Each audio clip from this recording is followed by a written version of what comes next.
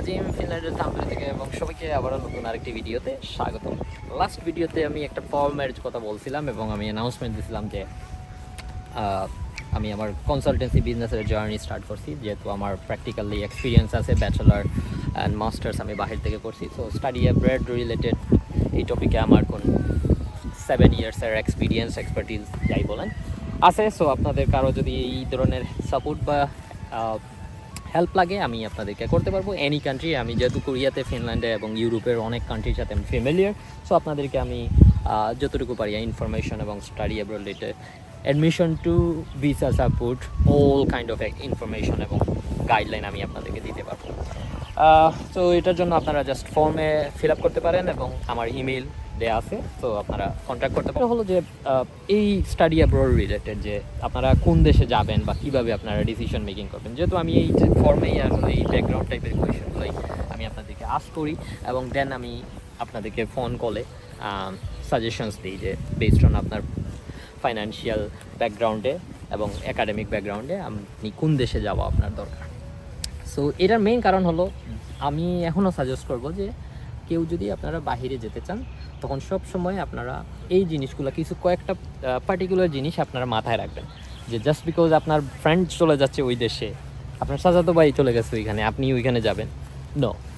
First হলো আপনার financial situation, আপনার ফ্যামিলির ফাইন্যান্সিয়াল সিচুয়েশন, যে আপনি আসলে একটা দেশে যাবেন, হুট করে আপনি ওই দেশ ভিসা দিচ্ছে, কনসালটেন্সি একটার কাছে গেছেন, গিয়ে আপনাকে বলে দিল যে ওই দেশে গেলে আপনার লাইফ আকাশে উঠে যাবে, ওটা ভুল। আপনি আপনার ফাইন্যান্সিয়াল সিচুয়েশন যেটা আছে, আপনার গোল কি, বাহিরে আসলে মূলত কিসের জন্য যাচ্ছেন। তো যদি টিপিক্যাল মধ্যবিত্তর যে গোল, আইডিয়াল গোল ওইটা হয় যে আপনি ফার্স্ট ইয়ারের জাস্ট টিউশন ফি দিতে পারবেন, পরে আর আপনি দিতে পারবেন না, আপনার ফ্যামিলিকেও সাপোর্ট করতে হবে, তাইলে আপনি ওইভাবে অ্যাসেস করতে হবে যে আপনি আসলে কোন দেশে আপনি গেলে এইগুলো করতে পারবেন, নিজের টিউশন ফিও পে করতে পারবেন না, তারপর ফ্যামিলিকেও সাপোর্ট করতে পারবেন, নিজের খরচগুলোও কভার করতে পারবেন। সো এই ক্ষেত্রে আপনার পার্টিকুলারলি আপনি সব কান্ট্রি অ্যালাউ করতে পারবেন। আমি ওয়ান অফ দ্য মার ফেভারিট লিস্ট হলো সাউথ কোরিয়া স্টিল, কারণ সাউথ কোরিয়াতে 24 আওয়ার্স ইকোনমি।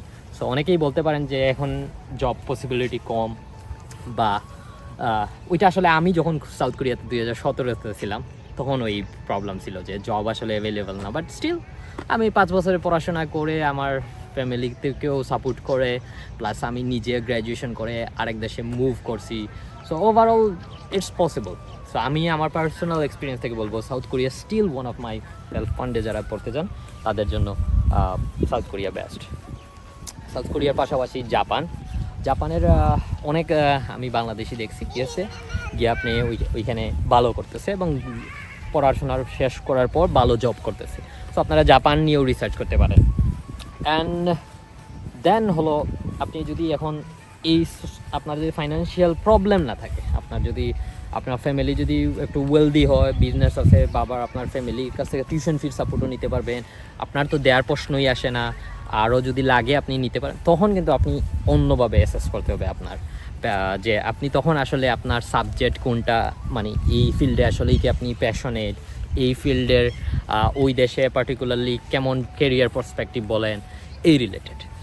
আর যদি মনে করেন আরেকটা জিনিস, যে আপনার আসলে সেটেলড হতে হবে, আপনি পড়াশোনা শেষ করে আপনি ওই দেশে সেটেল হবেন এবং আপনার ফ্যামিলিকেও সাপোর্ট করবেন, বাট এটা ইনিশিয়ালি আপনার লাগবে না। যখন আপনি একটু সেটেলড হবেন তখন করবেন, তখন আরও আপনি এইভাবে অ্যাসেস করতে হবে। তো এখন আপনি পিআরের যে কোনো একটা দেশে আপনি কনসালটেন্সি একটা এজেন্সির কাছে গেলেন, আপনাকে ওরা বললো যে ডেনমার্ক চলে যান।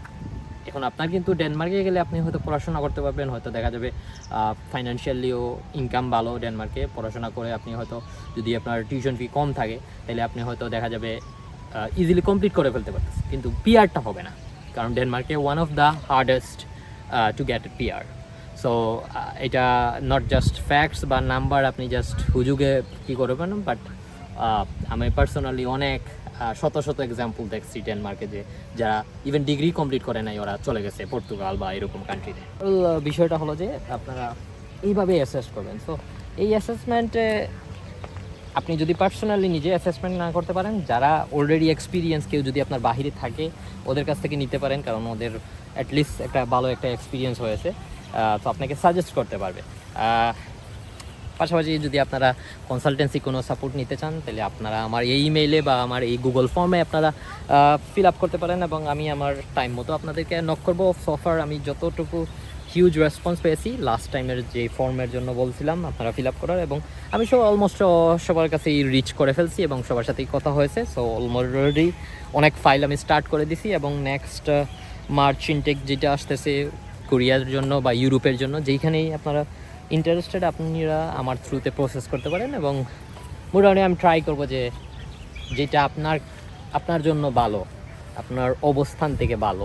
বিকজ আমি ট্রাই করব যে ওই টিপিক্যাল কোনো এজেন্সির মতো যে কমিশন বেসড হয়ে জাস্ট আপনাকে একটা ট্র্যাপে ফালাবো, ওইটা আমি করব না।